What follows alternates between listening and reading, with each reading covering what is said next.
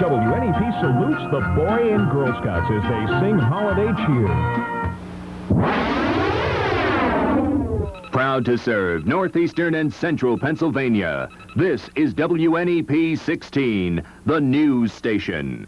Now, Frank Andrews, Dorothy Lucey, meteorologist Noreen Clark, and Jay Christopher on sports. This is Newswatch 16 Midday.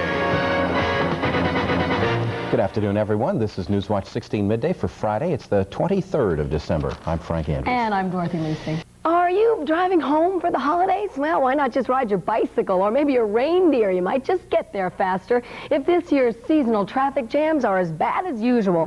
Skycam 16's pilot, Jack Ruland, has taken a whirl around the area to check road and shopping traffic. Here is a Skycam iView. Dorothy, here over downtown Scranton, the traffic appears to be a little bit heavier than normal for a Friday, especially since it's the day before Christmas Eve. Here at the Viewmont Mall in Dixon City, the traffic lot appears to be pretty full, but the traffic between Scranton and the mall on the Scranton Expressway is just about normal for a Friday. The traffic on Route 6 to Carbondale is a little heavier than normal. A little further south, down here over downtown Wilkes-Barre, the traffic appears to be about the same as it was over downtown Scranton. Not quite as heavy as I would have expected it to be on the morning before Christmas Eve. And a little further north up here at the Wyoming Valley Mall, the parking lot's pretty full. It looks like a lot of people are doing their last-minute Christmas shopping. Jack Ruland from Skycam 16 over the metro area. Dorothy and Frank, that's how it looks this morning. Thank you very much, Jack. We appreciate that. You know, some people are planning to leave the driving to somebody else as they head home for the next couple of days. We found people at Mart's Trailways as early as about 7 this morning, hoping to get on board a Trailways bus. Let the bus driver put up with the busy highways. Mart says it's all ready for the rush of Christmas shoppers. Likewise, at Greyhound, the 7-week-old strike there is over, and in every city where Greyhound has a terminal, buses are ready to roll loaded with the holiday travelers. It was also kind of a busy morning at the Wilkes-Barre Scranton International Airport. People lined up at ticket counters to try and get an airline ticket for a flight home for Christmas. Yesterday's bad weather delayed some flights, but officials at the airport tell us today everything is running smoothly, although a rush of travelers is expected when everybody gets out of work later on this afternoon. And still to come on Newswatch 16 Midday, an interview that might save you a lot of money. We'll talk to our consumer reporter about Christmas shopping, Christmas bills, and how to exchange a polka dot tie. We'll be right back. WNEP-TV presents a special holiday program for you and your family on Christmas Eve. NEP Christmas All Night will feature our area's finest choral groups singing holiday carols all night long. WNEP invites you and your family to celebrate Christmas on NEP Christmas All Night, beginning at midnight Christmas Eve, here on Channel 16. Welcome back to Newswatch 16 Midday. You think you're a procrastinator? Take a look at this group. On the day before Christmas, some last-minute shoppers are trying to be the first people into some stores here in downtown Scranton. With all this shopping going on, the merchants are sure to have a very Merry Christmas. And you know, after you get done with all that last-minute shopping, then you have to do all the wrapping, and then just a few days, some returns and exchanges, and of course, then you get the bills. Now, Newswatch 16's new consumer reporter, Gerry Gartenberg, is here with us now. We thought we'd get some tips on how to avoid the problems after the holiday. Jerry, first of all, welcome aboard. Good to have you here. Thanks very much. People, you know, traditionally line up after the holiday to get the refund. What type of things do you need to save now when you're doing all the buying to make sure you get that refund? You really do need to save a lot of things. You have to save those tags that are right on the garments listing the name of the store, because you could bring your item back to a store and they might not know whether you actually bought it there. Also, make sure you save your receipts, because many stores do have a return policy, but if you do want to return that item, you do have to show them the receipt in many cases. Jerry, what if it's damaged? Say you bought it, you brought it home, it was damaged when you got it. How do you prove to someone in the store that you didn't break it? Well, it's important to have good relations with the store manager and the people that are there. And if you go into the store often, they're likely to understand. However, you should just go back and just simply explain what happened. and in most cases a store manager is likely to give you your money back because they're looking to develop good relations with the community. However, there are some other options. If you have not received a refund, you can of course go to district court and you can ask that your money be given back that way. But I think the most important thing is to go through the normal channels first and save the courts as a last resort. Does the store have to give you a refund? Well, no. A store doesn't have to give you a refund for the items that you buy. It's really up to the store. With all this talk about returns, maybe we should get some tips on how to buy somebody the right present so they won't want to return it. What about charities? This is the time of year where people are asking for monies, toys, food. How do you know who you should give to, who is a legitimate charity? Any way of knowing? Well, there are two organizations, as a matter of fact, that publish lists of charities, and if you want to find out about your charity, how much money they're collecting and where that money is going to, that's the most important thing. You should send a letter off to those organizations and request these lists. And the two organizations are the Philanthropic Advisory Service, you see the address there, and the Better Business Bureau. The Better Business Bureau is located at 1515 Wilson Boulevard in Arlington, and the National Information Bureau is at 419 Park Avenue South. And they will send you those lists, and I think you can get a lot of useful information about just where your money is going, because we do want to give money to charities. In fact, 2% of our taxable income actually goes to charities each year. Most people give that amount. I want to ask you a final question about the whole subject of credit, because that is really something that everybody's using and maybe abusing this year, using it quite a bit. If you buy something, let's say over the telephone, you know, and you can give them your credit card, suppose that they bill you for the wrong amount or bill you for something you never even bought. What do you do? A lot of consumer groups are recommending that you do not give your number out over the telephone unless you know the person that you're giving the information to. There has been a great deal of credit card fraud going on, people using unauthorized credit cards. Another thing to keep in mind is once you get your credit card receipt, keep it handy and do not throw it in a garbage can or a place where it could be picked up, because somebody can get that and actually duplicate your credit card. And I have friends who have received bills with charges that they never made. Now, one other thing to keep in mind, if you do get those charges, $900 or whatever it is, and you didn't pay for it, you are not obligated to pay that. In fact, the maximum amount that you would be required to pay is $50, and that's if you didn't report it. So the thing to do, if you do not get credit charges, if you get credit charges on there that were not authorized, is call your credit card company immediately and report it, and don't get stuck with those extra bills. Thanks for the advice. Merry Christmas and welcome aboard. Thanks very much. Thank you for being here.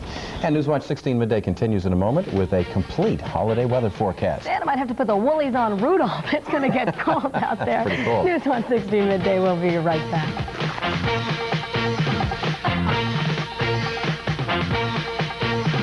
'Twas the night before Christmas, and all through the TV station, Chad, Jane, and Miss Judy were preparing a big celebration. It will be a memorable Christmas, they said, beginning at 7, with a PM Magazine special that'll take you to heaven. Then at 7:30, Miss Judy will be your host for a Hatchy Malachi Christmas special that'll give you the most holiday cheer that will fill you with glee all Christmas night on WNEP. Well, we all know that Rudolph has a red nose. We're about to see someone with a blue nose because our meteorologist Noreen Clark is out in the cold. Hi, Noreen. Oh, the wind chill. Hi, Dorothy. The wind chill is really getting to me outside right now. And not only is Santa coming to town this weekend, but we're going to have some frigid, very cold air move in at the same time. Outside right now under bright sunshine, we have a chilly temperature of 17 degrees. And the wind chill is making it feel extremely uncomfortable, and that's about 12 degrees below zero.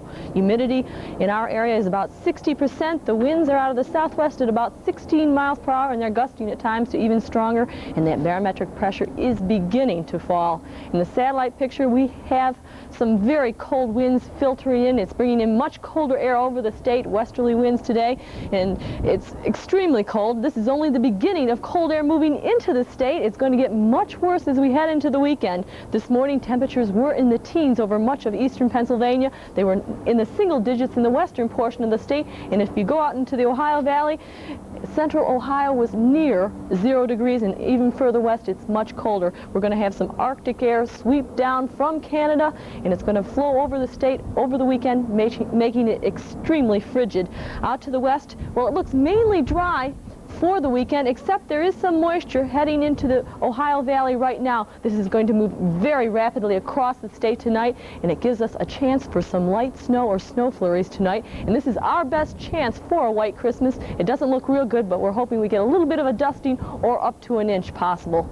And let's check the jet stream to see why it's going to be so cold here. And notice that we are getting a very strong jet stream from the northwest. It's an Arctic Express, a North Pole Express, and in fact this is going to be the same journey that Santa's going to make. In fact, he was testing his sled today to make sure it worked all right, and it's going to be very easy for him to slide down on this to Pennsylvania, but at the same time he's coming down with a great deal of cold air.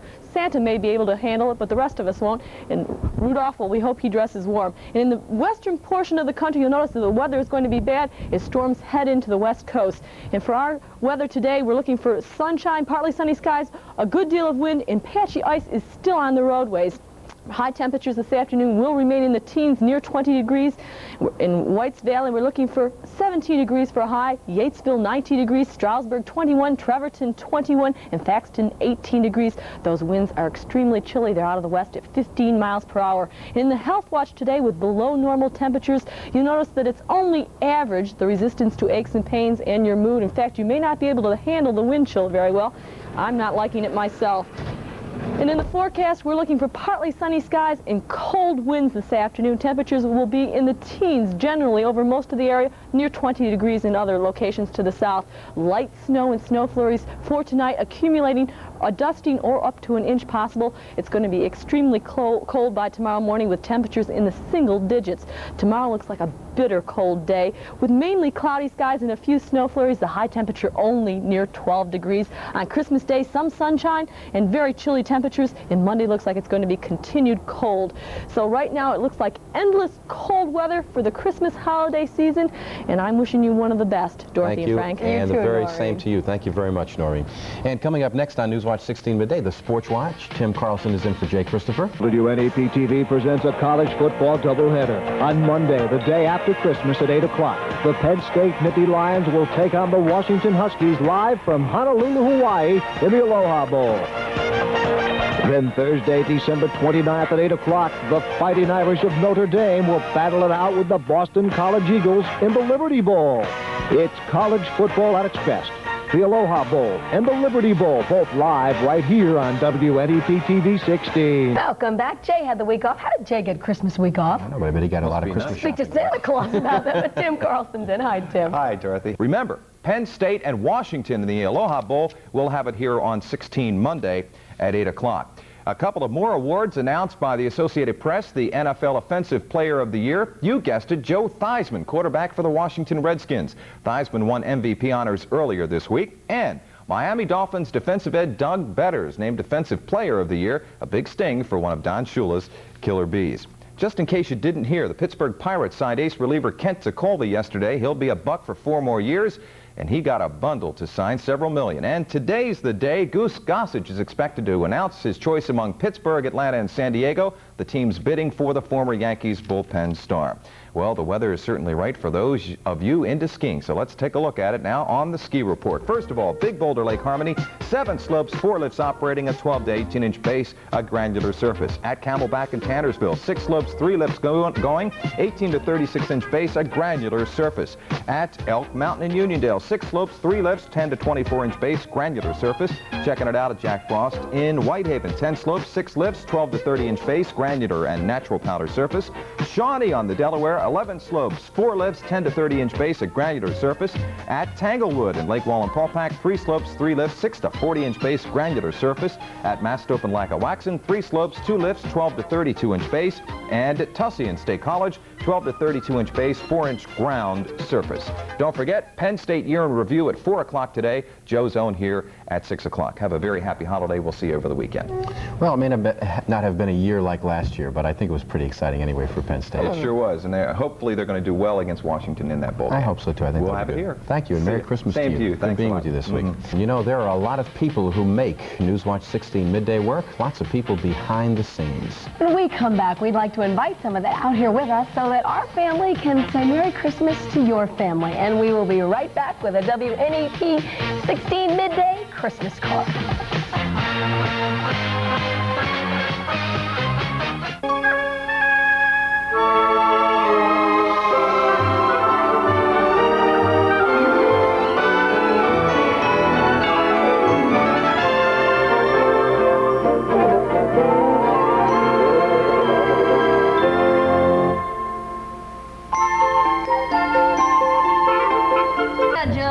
Okay, we're back on the air here, and we're saying Merry Christmas. It's time to say Merry Christmas, and we have kind of a crowd out here. You know, oftentimes it's the people on the air who kind of get the glory. I'll be walking through them all. People will think I'm Robert Redford. They'll think you're Julia Child. I know, but it really is the people behind the scenes that make this work. And there's a lot that goes into a television station. There are the photographers who take the pictures, and the editors, and everybody that puts things together. They make us look good, and if you don't think we look good, then they're the ones who get the blame. and it really is every show. Every show that is on the air has people behind the scenes, and if you can just kind of look behind us, we have all different people, and of course you know Noreen, you see all the time. And we'll try and point out some of them to you. We've got Jim Sweeney, who is our associate producer, who kind of sits behind the scenes and lets us...